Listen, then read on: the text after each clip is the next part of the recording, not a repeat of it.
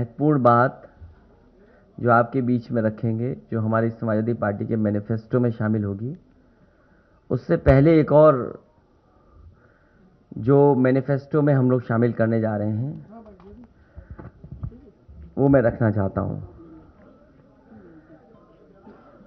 समाजवादी सरकार में नेताजी ने यश भारती से प्रदेश के लोगों को सम्मानित करने का काम किया था, जिन लोगों ने भी अपने क्षेत्र में उत्कर्ष और अच्छा कार्य किया था। इसलिए आज समाजवादी पार्टी इस बात को अपने घोषणा पत्र में शामिल करेगी। समाजवादी पार्टी का जब घोषणा पत्र आएगा, यश भारती सम्मान फिर से शुरू किए जाएंगे और इसी तरह जिला स्तर पर हर साल नगर भारती सम्मान दिए जाएंगे। नगर के उत्कर्ष समाज सेवियों, साहित्यकारों, पत्रकारों, कलाकारों, खिलाड़ियों के साथ ही नौकरी रोजगार सृजित करने वाले कारोबारियों, व्यापारियों, उद्यमियों तथा डॉक्टर, इंजीनियर, सीए व अन्य सेवाओं में उत्कृष्ट कार्य करने वाले प्रोफेशनल लोगों को भी राज्य और नगर के स्तर पर ये सम्मान पत्र दिए जाएंगे। और सबसे पुरानी और सबसे महत्वपूर्ण बात, जो हमारे सहयोगी साथ बैठे हैं, समय समय पर इन्होंने बात रखी है और ये बहुत ही महत्वपूर्ण बात इसलिए है कि जहां कर्मचारियों की सोशल सिक्योरिटी की बात है, उनकी सोशल सिक्योरिटी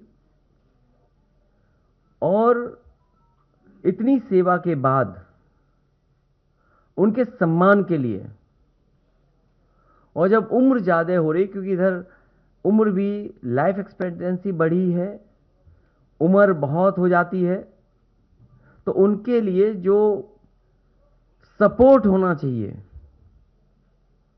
सपोर्ट के लिए, उनके रिस्पेक्ट के लिए और सोशल सिक्योरिटी के लिए समाजवादी पार्टी ने फैसला लिया है कि पुरानी पेंशन व्यवस्था की बहाली होगी जब समाजवादी सरकार उत्तर प्रदेश में बनेगी।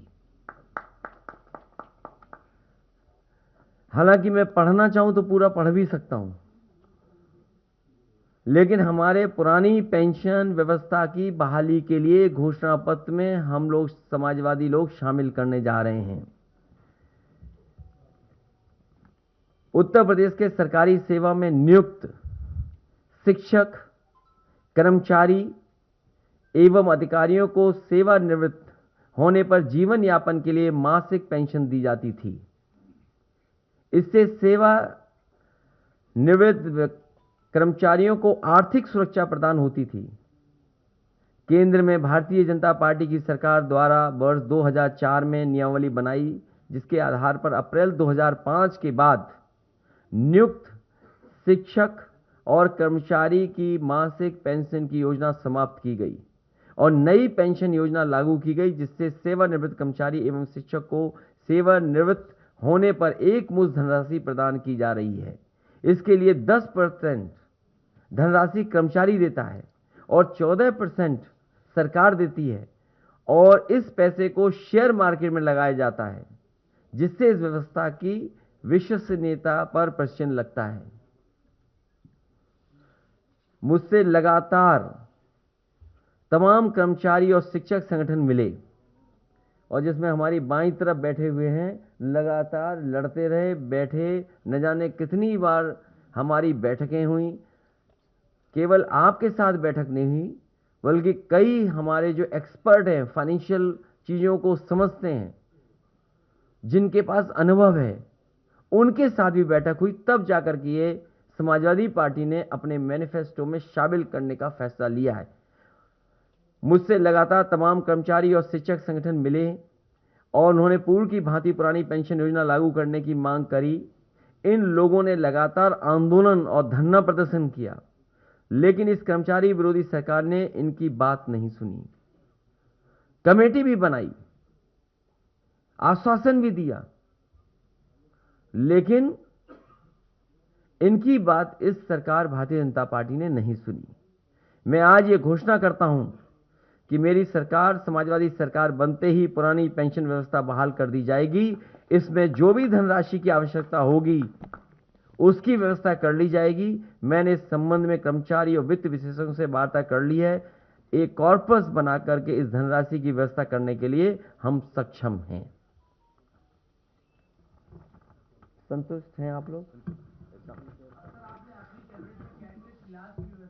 तो आने वाले समय में ये सरकार शुरू नहीं कर पाई है, पुनः कर्मचारियों के लिए कैशलेस स्कीम जो समाजवादी सरकार में शुरू गई थी, पुनः शुरू होगी। वो तो कंप्लीट है, आपकी तरफ से कंप्लीट है। इस सरकार ने लागू नहीं होने दिया उसको, खाली उसका नाम भी पंडित दीनदयाल उपाध्याय रख दिया था और उसको भी नहीं होने दिया।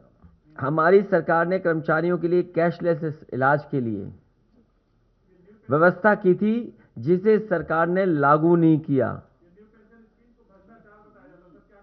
वित्त विहीन शिक्षकों को हम सम्मानजनक मानदेय की सहायता अतिरिक्त रूप से प्रदान करेंगे। समस्त तृतीय और चतुर्थ श्रेणी के कर्मचारियों को जहां तक संभव हो सकेगा गृह जनपद उसके निकट के जनपदों में तैनाती कराने का फैसला लिया जाएगा।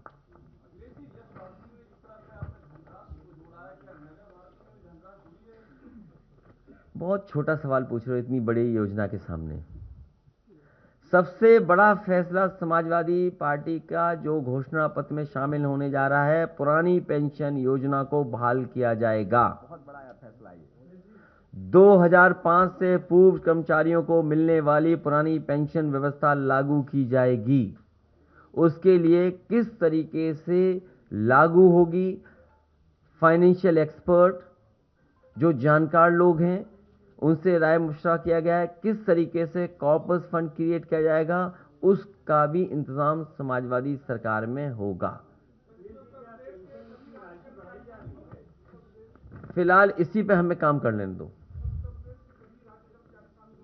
कर्मचारी भी होंगे और शिक्षक भी होंगे, अधिकारी भी होंगे, जो भी इसमें आते हैं उस कैटेगरी को सब। जिन्होंने हटाई वो भी शामिल होंगे।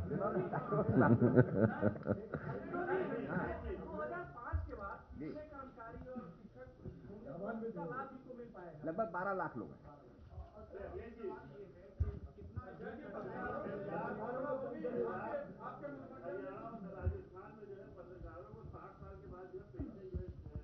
ये सुझाव अच्छा है, लिख करके दो हमें।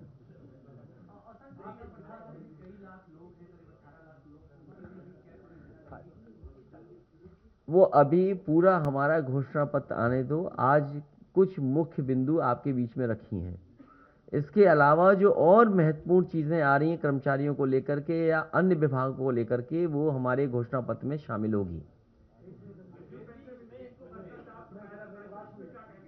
अभी पुरानी पेंशन व्यवस्था की बहाली हमारे लिए जरूरी है। सर, आपकी तरफ जो है सभी देश के और प्रदेश के सभी कर्मचारी आशा भरी निगाहों से देख रहे हैं। सर, क्या ऐसा होगा कि पहली कैबिनेट में आप द्वारा जो है पुरानी पेंशन बहाल कर दी जाए? समाजवादी पार्टी जो कहती है वो करके दिखाती है। करनी हमारे कहीं भेदभाव आपको नजर नहीं आएगा, कथनी और करनी में।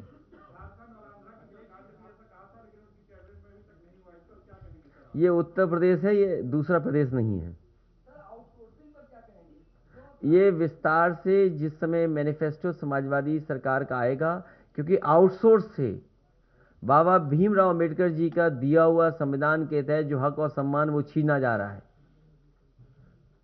उस पे भी समाजवादी पार्टी विचार कर रही है और किस तरीके से फैसला लेगी वो हमारे मैनिफेस्टो का इंतजार करिए।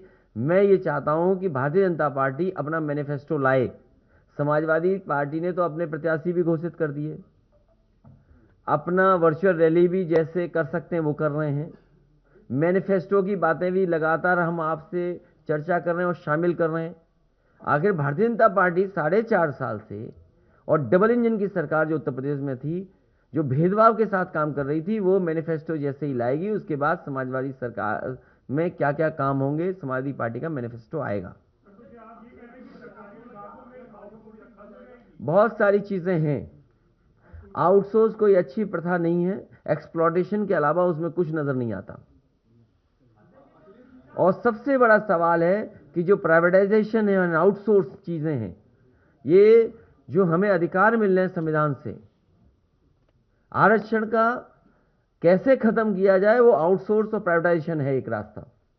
ये भारतीय जनता पार्टी और वो लोग जो संविधान और आरक्षण और हमारे गरीब को, वंचित लोगों को अधिकार नहीं देना चाहते हैं, वो व्यवस्था लागू कर रहे हैं। मैनिफेस्टो का इंतजार करिए। बहुत सारे ऐसे हैं जो उलझाई चीजें हैं। मैं आपसे कहूंगा कि जिस समय 2017 का घोषणा पत्र समाजवादी पार्टी ने रखा था, उसमें भी बहुत सारी ऐसी बातें थी जो आप कह रहे हैं, आंगनवाड़ी हैं या आशा कार्यकर्ता हैं, इनके बारे में जो कहा गया था। ये बहुत सारे सवाल हैं जिनको अभी घोषणा पत्र में शामिल होना है। क्या आप घोषणा पत्र का इंतजार नहीं कर रहे हैं?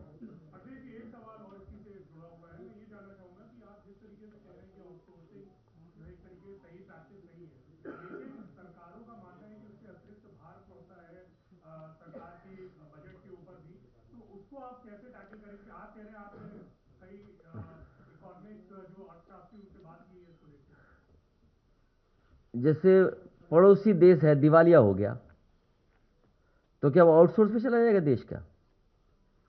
सरकार अगर दिवालिया हो रही है तो क्या आउटसोर्स पे कर दोगे? तभी मैंने आपसे कहा कई बार कि भारतीय जनता पार्टी अगर सरकार में रही, ये हर चीज बेच रही है और एक दिन हो सकता है सरकार को ही आउटसोर्स कर दें।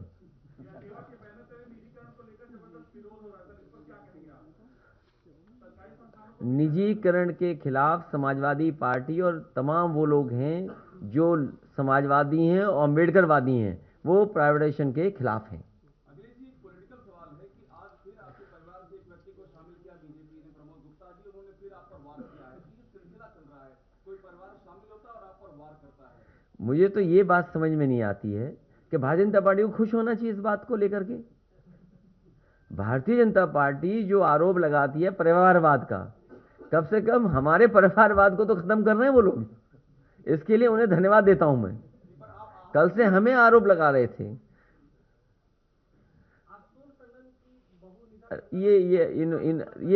ये काम भारतीय जनता पार्टी कर सकती है, उन्हीं से सवाल पूछिए। समाजवादी पार्टी किसी के घर में लड़ाई नहीं करा सकती। ये आप अपने मनगढ़ंत मत कहिए कि हो सकता तुम ही भारतीय जनता पार्टी के हो। पता करके बताओ ये भारतीय जनता पार्टी के तो नहीं है। हमें इनका मोहल्ले का पूरा एड्रेस देना, हम पता करेंगे वोट हमें कितने मिले वहां। हैं? नहीं, हम ये नहीं करेंगे। ये परिवार में झगड़ा नहीं कराएंगे हम किसी के। ये कानूनी है, वो अपने कानूनी उसमें करें।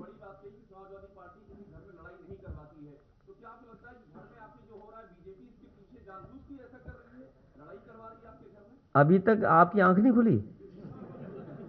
कैसे पत्रकार हो आप? आपको तो ये पता ही है। नहीं, प्रभावित, सवाल प्रभावित का नहीं है। सवाल ये है, क्या आप तक इतना तक नहीं जान पाए आप कि भारतीय जनता पार्टी जो परसेप्शन है, जो परसेप्शन समाजवादी पार्टी का है, जिस तरीके से समाजवादी पार्टी में भारतीय जनता पार्टी के बड़े बड़े मंत्री शामिल हुए हैं, जिनके पास व्यापक समर्थन है, जनाधार है, जो आपकी पार्टी में शामिल हुए, स्वामी प्रसाद मौर्य जी, कितना बड़ा जन समर्थन है उनके पास। उनके पास जन समर्थन है, उनके साथ लोग हैं। या मंत्री दारा सिंह चौहान शामिल हुए हैं, उनके पास भी समर्थन है। जिस तरीके से समाजवादी पार्टी ने दलों को जोड़ा है, तो जो परसेप्शन है, उस परसेप्शन की लड़ाई में भारतीय जनता पार्टी हार गई। हम लोग आगे हैं, हम अपना मैनिफेस्टो रिलीज कर रहे हैं कि आखिरकार जनता के बीच में जब हम जा रहे हैं तो जनता से हम क्या कहें। आपके ही सामने न जाने कितने बिंदु हम उठा चुके हैं। 300 यूनिट बिजली घरेलू माफ होगी, इसका जवाब भारतीय जनता पार्टी के पास क्या है? भारतीय जनता पार्टी कहने लगी हम बिजली आधा कर देंगे, तो इसका मतलब 4.5 साल तक तुम बिल ज्यादा लेते रहे। 4.5 साल का पैसा वापस करोगे क्या? लैपटॉप डिस्ट्रीब्यूशन होगा। इन्होंने जो टैबलेट दिए हैं उस पर उंगली उठ रही है, प्रश्न लग रहे हैं। समाजवादी सरकार के दिए हुए लैपटॉप आज भी चल रहे हैं। किस स्पेसिफिकेशन के खरीदे गए थे और किस स्पेसिफिकेशन के बांट दिए गए? समाजवादी पेंशन एक ऐतिहासिक फैसला था और डायरेक्ट बैंक के अकाउंट में जाता था। ये व्यवस्था समाजवादियों ने उत्तर प्रदेश में न जाने कब लागू कर दी थी और अब बढ़ा करके उसको 18,000 रुपए किया है। ये कोई छोटा फैसला नहीं है, ये बड़ा फैसला है। गरीब माता बहनों की मदद के लिए, उनके सम्मान के लिए समाधि पेंशन पुनः शुरू होगी। और ये जो पुरानी पेंशन व्यवस्था की बहाली, ये हिस्टोरिकल फैसला है। और उनके लिए जो बुजुर्ग हैं, जो सेवा देते हैं और नौकरी के बाद उनके सम्मान के लिए कम से कम एक ऐसी व्यवस्था है जो जीवन भर उनके साथ रहेगी। आज लाइफ एक्सपेक्टेंसी ज्यादा है, 80 साल 85 साल, लोग 90 साल जी रहे हैं। हम तो 24 साल से पूछते हैं उम्र कितनी, 24 साल की, 80 अंक की। केशव प्रसाद मौर्य ने अभी ट्वीट किया, उन्होंने कहा है कि अखिलेश यादव जी को वहां से चुनाव लड़ना चाहिए जहां 2012 से 17 में उन्होंने सबसे ज्यादा विकास किया है, वरना वो विकास में चुनाव लड़ने की बात कर रहे हैं। हाईवे पे कोई वो तो कॉन्स्टिट्यूंसी है नहीं, हाईवे पे तो कई कॉन्स्टिट्यूंसी हैं। अगर हम आगरा से लेकर के गाजीपुर तक कॉन्स्टिट्यूंसीज गिने, इतनी कॉन्स्टिट्यूंसी हैं जिसकी आप कल्पना नहीं कर सकते। कहीं भी लड़ जाएंगे समाजवादी पार्टी जीत जाएगी। लेकिन सवाल यह है, ये लोग जाने वाले लोग हैं। ये स्टूल लेकर के रहे, पूरे अपने कार्यकाल 4.5 साल निकाल दिया। 4.5 साल अपमानित हो रहे डिप्टी सीएम, अपमानित हो रहे। अपमानित होने वालों का कोई जवाब नहीं देंगे। जिनको भारतीय जनता पार्टी की सरकार में अपमान मिला हो, जो अपने समाज के लिए कुछ न कर पा रहे हों, देखते रह गए। 69,000 कितनी बार लाठी खाए बताओ। यहां जितने नौजवान आए सब लाठी खाए, अपने हक के लिए, अपने सम्मान के लिए लड़ते रहे। कोई ये नहीं कर पाए, कुछ भी मदद नहीं कर पाए। इसलिए इन लोगों की चर्चा करना ही बेकार है।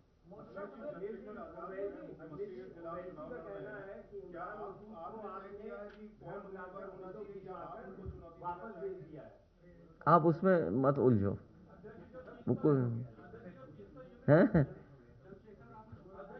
सब ठीक है, सब ठीक हो गया। हाँ,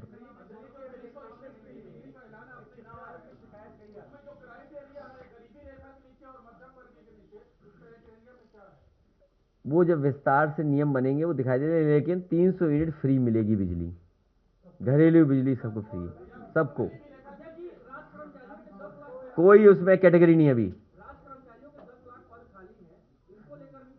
क्या घोषणा पत्र का इंतजार नहीं करना चाहते आप? अभी घोषणा पत्र का इंतजार करिए। मैंने पिछली प्रेस कॉन्फ्रेंस में भी कहा था, नौकरी और रोजगार को लेकर के समाजवादी पार्टी विचार कर रही है किस तरीके से नौजवानों को नौकरी और रोजगार मिले। और मैंने पिछले 4.5 साल में जगह जगह जिन बच्चों को लैपटॉप दिया था, जिन बच्चों को लैपटॉप मिला था, उन्होंने अपनी मेहनत से, अपने परिश्रम से रोजगार और नौकरी करना शुरू किया है। तो जो सरकार लाखों लैपटॉप दे सकती है, 18 लाख से लेकर के 20 लाख तक, तो सोचिए वो नौकरियां कितनी निकल सकती हैं। जब आईटी सेक्टर ग्रो कर रहा है। और कोविड और इसके समय आपने देखा कि किस तरीके से ऑनलाइन चीजें बढ़ी हैं, आईटी के क्षेत्र में कितना विस्तार हुआ है, कितने परिवर्तन आए हैं, कितने रोजगार के अवसर हैं, नौकरी के अवसर हैं। तो इसलिए इंतजार करिए कि जो पार्टी 18 लाख लैपटॉप दे सकती है, 20 लाख लैपटॉप दे सकती है, वो सोचिए कितने रोजगार उस क्षेत्र में पैदा कर सकती है और देने का वादा करेगी। और उसका उदाहरण मैंने एचसीएल भी दिया था आपको कि लखनऊ जैसी जगह इतना अच्छा कैंपस अगर एचसीएल का लाने का काम किया, तो अगर ज़्यादा से ज़्यादा हमें सहूलियत देनी भी पड़ी या पॉलिसी के अंदर कुछ मदद की करनी पड़ी, तो हमारा स्वार्थ यही है कि उत्तर प्रदेश के नौजवानों को रोजगार और नौकरी मिले। उसके लिए इंडस्ट्री को कुछ भी सहूलियत देनी पड़ेगी, वो सरकार सहूलियत देगी। लेकिन उसके लिए इंतजार करिए मैनिफेस्टो का। बीजेपी के बाद, बीजेपी की तारीख अगर आपको पता हो तो हम अपनी तारीख बता दें। उनको क्या चिंता है, उनके सब हार रहे हैं, उनके सब हार रहे हैं अभी तक।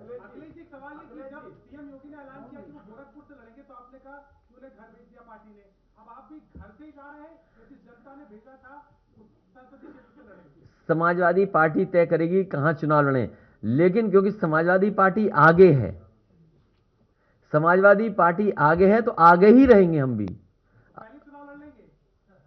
हम आगे रहेंगे।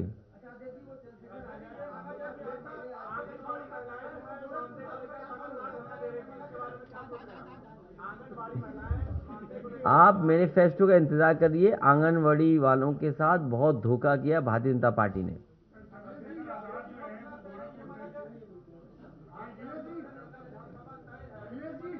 अभी कई मीडिया समेत प्राइवेट सेक्टर से करीबन 2.5 लाख लोगों की नौकरियां गई कोरोना काल में, उनमें बहुत लोग बहुत परेशान हैं, इनके लिए कोई योजना लाएंगे आप? पहले तो हमें और आपको विचार करना चाहिए कि कोरोना ना आए, और दूसरा 2.5 लाख लोग पीड़ित हैं, मैं भी इंडिया टुडे ग्रुप से कोरोना काल में निकाला गया हूं सर, किससे निकाल दिए गए? इंडिया टुडे ग्रुप से सर।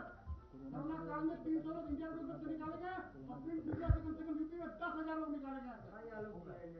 इंडिया टुडे से निकाल दिए गए, हाँ सर, कोरोना काल में। और ये सरकार स्वीकार ही नहीं कर रही किसी की नौकरी गई। सर मैं आपको चिट्ठी दे सकता हूं जो उन्होंने मुझे भेजी थी इंडिया टुडे ग्रुप में, मैं आपको व्हाट्सएप करना है। इंडिया टुडे चल ही नहीं रही, अब तो केवल डिजिटल ही चल रही। लेकिन ऐसे लाखों परिवारों के लिए कोई योजना आपको लानी चाहिए सर। ये जितना चैलेंज इस बात को लेकर के है कि कोरोना जैसी बीमारी से हम कैसे उभरें, उससे बड़ी चुनौती इस बात की है कि हम अपनी अर्थव्यवस्था को कैसे बेहतर करें। और जो लोग डूब गई ये चीज़ें, मान लीजिए ये जिस मैगजीन की बात कर रहे हैं, अगर वो न डूबी होती अर्थव्यवस्था के कारण या कोरोना की वजह से, तो शायद ये नौकरी रोजगार कर रहे होते। ऐसे लाखों लाख लोग हैं जिनका रोजगार छीना गया या नौकरी चली गई। हमारे पास पार्टी पे वो जानकारियां हैं कि बाजारों में व्यापारियों की जान चली गई, आत्महत्या कर ली। ये बड़े सवाल हैं जहां पर प्राइवेट संस्था से लोगों को निकाल दिया गया और उन्हें अपने बेहाल पे छोड़ दिया गया। इसलिए सबसे बड़ी चुनौती यह है कि ये चीज पटरी पे कैसे आए। इसीलिए हम चाहते हैं कि ऐसी सरकार बने जो लोगों के घर परिवार में खुशहाली ला सके।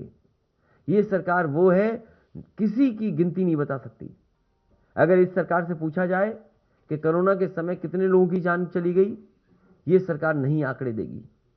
इस सरकार से पूछो कि कितने लोगों के रोजगार छिन गए प्राइवेट सेक्टर में, ये सरकार जवाब देने वाली नहीं है। इस सरकार से पूछो कि कितनी की नौकरी चली गई, नहीं जवाब दे रही।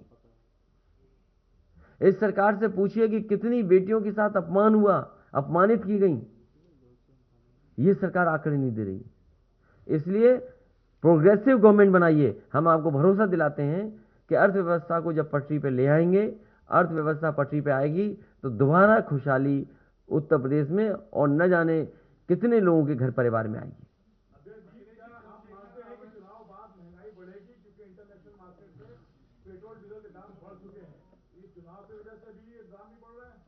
देखिए, भारतीय जनता पार्टी की बातों में हमें नहीं उलझना चाहिए। भारतीय जनता पार्टी ये बताए कि ओएनजीसी कंपनी को पिछले क्वार्टर में कितना मुनाफा हुआ है। डीजल पेट्रोल की कीमतों को इतना बढ़ाने के बाद जो ओएनजीसी कंपनी है उसको कितना मुनाफा हुआ है, और जिस समय आपको मुनाफे के आंकड़े पता लग जाएंगे, ये अंतर्राष्ट्रीय बाजार नहीं है, ये सरकार है जो जिम्मेदार है।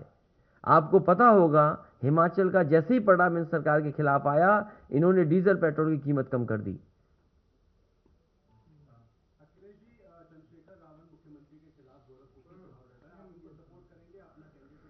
हमारी पार्टी में कई लोगों ने आवेदन किए हैं, आज भी एक परिवार मिलने आया था।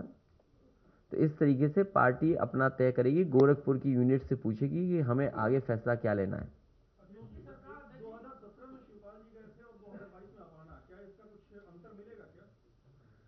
मैंने जवाब दे दिया कि भारतीय जनता पार्टी जो परिवारवाद के खिलाफ थी, आज केवल साजिश और षड्यंत्र करके ही आगे बढ़ना चाहती है। तो उन्हें बहुत बधाई, बहुत मुबारक।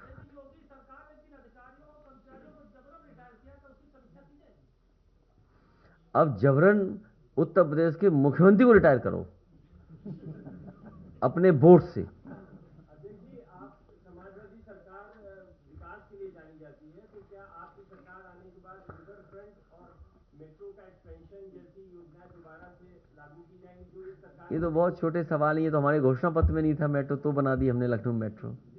सोचिए, समाजवादी पार्टी की वो सरकार थी, कई बड़े काम किए समाजवादी पार्टी ने जो हमारे घोषणा पत्र में नहीं थे।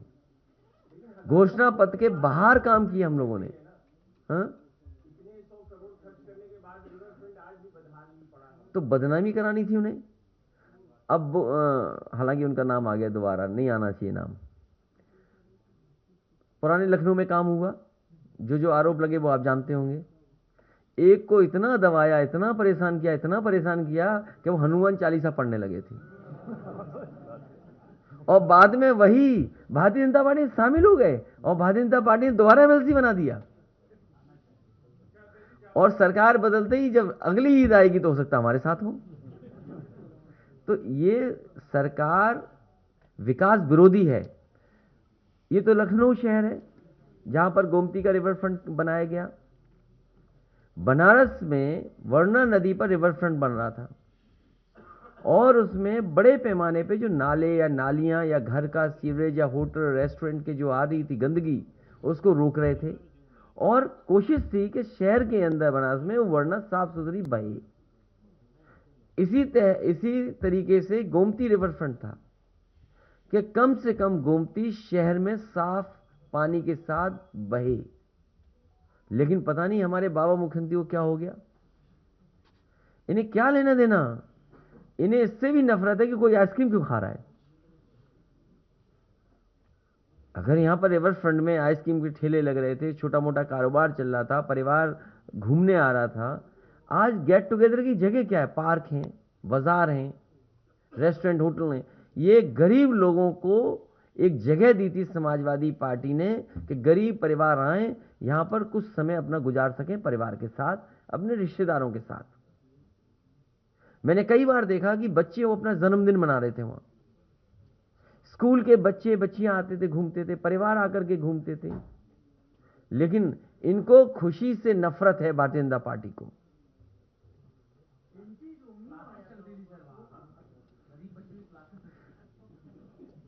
इन भाई साहब ने रोमियो के बारे में कुछ नहीं पढ़ा। ये भी रोमियो को बदनाम कर रहे हैं, जैसे योगी हमारे मुख्यमंत्री बदनाम कर रहे थे रोमियो को।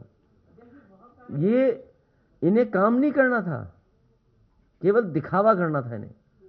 जो 1090 व्यवस्था थी, मैं अपने पत्रकार साथी से कहूंगा कि आप जाइए, देखिए जाके महिलाओं को, बेटियों को और बहनों की सुरक्षा के लिए one of the best system create किया था, जिसमें पुलिस का सपोर्ट था। उसमें जो कर्मचारी थी वो लड़कियां थीं कि कोई बेटी को, बहन को अगर कोई शिकायत थी तो वो कर सकती थी शिकायत, और तब तक 1090 मदद करती थी जब तक वो जो पीड़ित है वो संतुष्ट है कि नहीं है। और उसमें कई लाख उदाहरण हैं कि हमारे समाज की तस्वीर क्या है, हमारे समाज में हो क्या रहा है। उसकी अगर आप जानकारी करेंगे तो आप पाएंगे कि आपका दोस्त है, आपके परिवार का सदस्य है, वही परेशान कर रहा है। कोई आपके मोहल्ले का है, वो परेशान कर रहा है। कोई झूठे ही नंबर मिलाकर के वो परेशान कर रहा है। तो वो अगर आप उसका डेटा का एनालिसिस करते तो आपको पता लगता है कि समाज में क्या हो रहा है।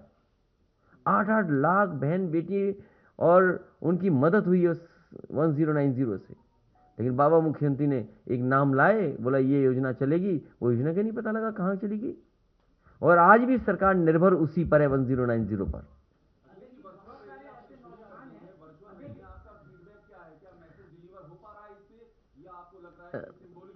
ये शुरुआती है, क्योंकि शुरुआती दौर में शुरू हुआ है और अभी थोड़ा टाइमिंग का एडजस्टमेंट करना पड़ेगा कि किस समय हम जाएं जिस समय ज़्यादा लोगों को व्यू कर सकें। उसका प्रचार होना ज़रूरी है। अगर हम कोई वर्चुअल रैली कर रहे हैं, उसमें हम पत्रकार साथियों से कहें कि प्रचार भी करें आप।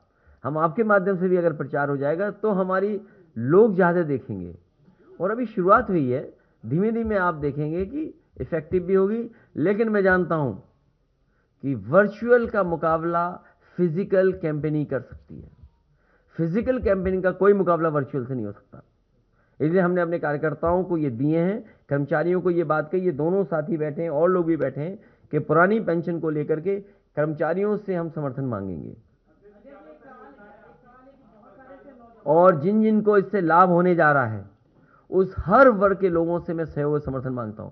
अभी जिम्मेदारी इनकी भी है कि ये वहां तक बात पहुंचाएं, लेकिन हम जानते हैं हमारे तमाम लोग अटेवा के हैं, आपके संगठन के लोग हैं, वो जागरूक और समझदार और जानकार लोग हैं, उन तक हमारी बात आज पहुंच जाएगी, उनका सहयोग मिलेगा। और डेमोक्रेसी में यही है कि जिसके साथ जनता खड़ी है उसी के साथ खड़े होंगे। इस भारतीय जनता पार्टी ने कमेटी भी बनाई, आश्वासन भी दिया और फिर धोखा दे दिया। इसलिए भारतीय जनता पार्टी से उम्मीद मत करो मदद की। आपको भी बता रहा हूं, पत्रकार साथी और वो इंडिया टुडे के हमारे खड़े हुए नौकरी छूटे हुए साथी खड़े हैं।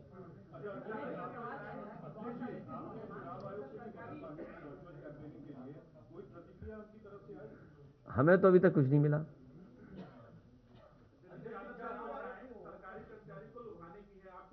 अरे लुभाएं क्यों नहीं, डेमोक्रेसी में और किसको लुभाएं जाके? क्या सवाल पूछ रही है बताओ? अरे समर्थन मांग रहे हैं, लुभा रहे हैं, हम तो कह रहे हैं खुल करके, हाँ आइए कर्मचारी वर्ग हमारे साथ, हम व्यवस्था करेंगे आपके लिए। बहुत सारे ऐसे नौजवान हैं जो सरकारी नौकरी के मापदंड को पूरा नहीं कर पाते, तो वो प्राइवेट नौकरी की तरफ देखते हैं। तो क्या फिर उत्तर प्रदेश में उद्योग धंधे बढ़ाने की जरूरत है ताकि बाहर जाने की जरूरत ना पड़े नौजवान? देखिए, स्मॉल स्केल इंडस्ट्री, मीडियम जो MSMEs हैं, जहाँ बड़ी इंडस्ट्री का सपना हम लोग देखते हैं, लेकिन अगर हम छोटी इंडस्ट्री को भी सपोर्ट करें, मुझे खुशी है इस बात की, और मैं बता सकता हूं कि जब आप घोषणा पत्र हमारा देखेंगे तो MSMEs को कैसे हम बढ़ाएं और बढ़ावा दें उस इंडस्ट्री को जो एग्जिस्टिंग है, उसके लिए बड़े पैमाने पर राहत और सहूलियत का पैकेज लेकर के आएंगे।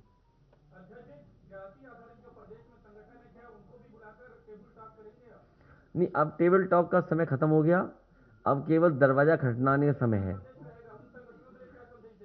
हमें उम्मीद है कि उनका सहयोग और समर्थन मिलेगा। 5 साल जो अपमान झेला उन्होंने, जो धोखा खाया, उसके खिलाफ खड़े हों, इस सरकार को हटाएं।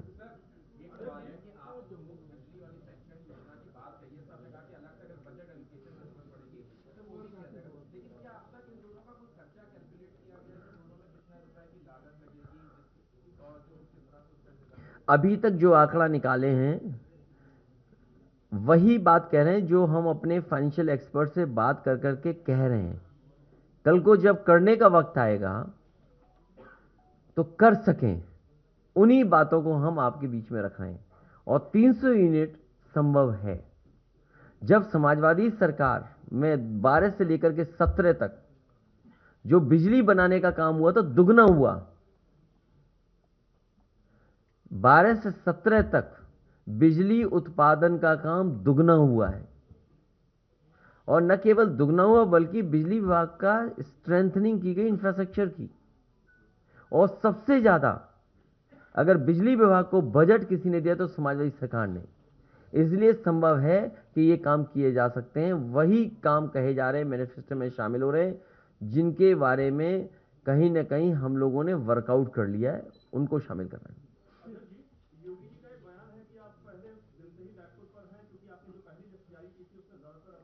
जिसको तेज दौड़ना है वो पहले कदम पीछे ही रखता है, एक पीछे एक आगे होता है। वो कभी दौड़े ही नहीं। लुंगी पहनने वाले कैसे दौड़ेंगे? तेमद पहनने वाले कैसे दौड़ेंगे? दूसरों को बुरा भला कहते हैं, उस ड्रेस में दौड़ लेंगे वो क्या?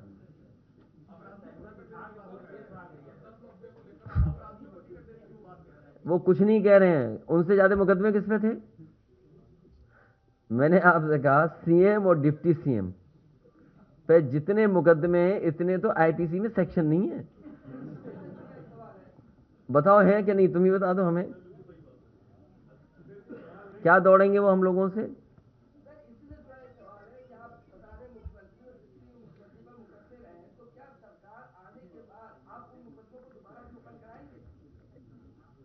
पुरानी पेंशन व्यवस्था की बहाली होगी और मैं आदरणीय लव कुश मिश्रा जी को बहुत बहुत बधाई देता हूं आज समाजवादी पार्टी में शामिल होने के लिए। वो पूर्व में एमएलसी भी रहे हैं, झांसी इलाहाबाद शिक्षक क्षेत्र में 12 वर्ष तक एमएलसी रहे। उनके आने से हमारे पार्टी का संगठन और पार्टी के हमारे लोगों को बहुत मजबूती मिलेगी। हमें उम्मीद है उनका इसी तरीके से और उनके साथियों का सहयोग और समर्थन मिलता रहेगा।